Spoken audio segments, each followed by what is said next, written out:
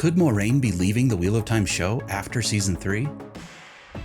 This is Unraveling the Pattern. I'm Lauren. Full book spoilers ahead. Watch at your own risk. Rosamund Pike recently did an interview while she was promoting her latest film, Saltburn, and this is what she said about moving back to England. I arrived back at Heathrow on Monday night. I've just moved back from Prague after 4 years where I've been making the Wheel of Time. Clickbaity video title aside, this is probably much ado about nothing, but let's make a mountain out of a molehill for a few minutes and speculate about the future of the Wheel of Time show and Moiraine's role in it. If you didn't know, Prague is where the majority of the Wheel of Time show is shot.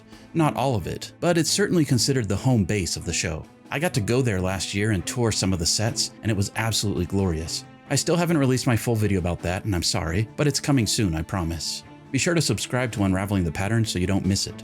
Anyway, Rosamund Pike said in an interview many years ago that she moved to Prague for her family and for the Wheel of Time. My family and I moved to the Czech Republic, to Prague, to make the Wheel of Time. I've always sort of joked that, it takes me a long time to make a decision, but when I make the decision, I commit wholeheartedly, 100%. And it's been a wonderful adventure, and for my children, it's been a really exciting time. And I also find it's got great creative energy. I've met the most fantastic collaborators.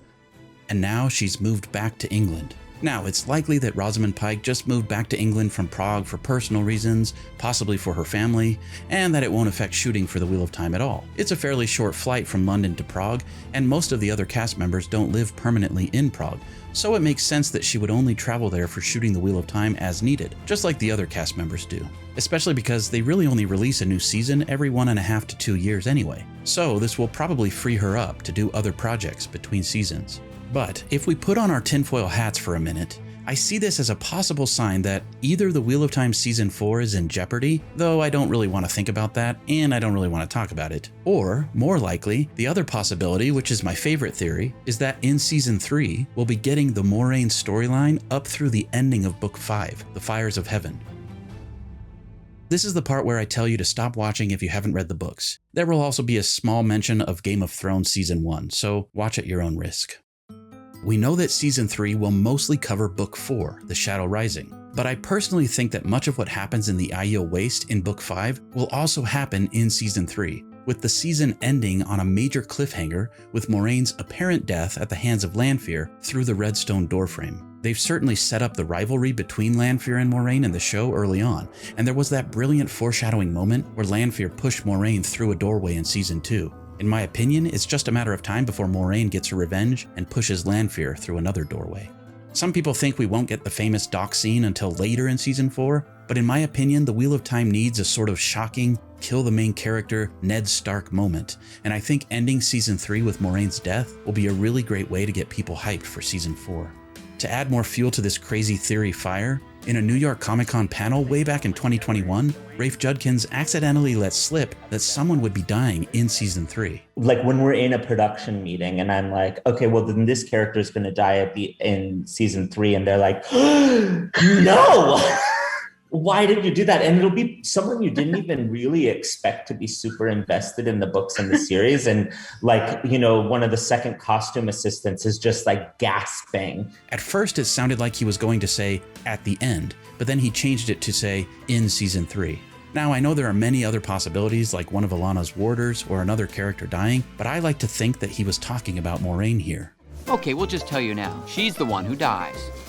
On top of that, about a month ago, presumably after Rosamund finished filming for Season 3 in Prague, she posted a long, thoughtful homage to Moiraine on her Instagram. Though we did learn from a recent interview with Daniel Henney that he and Rosamund will be in South Africa filming more things for Season 3 in the coming weeks, her Instagram post still felt to me a bit like a goodbye. Among other beautiful things, she quoted this passage from Moiraine in The Great Hunt. I see my death in every day, as you do. How could I not, with the task we have followed these years?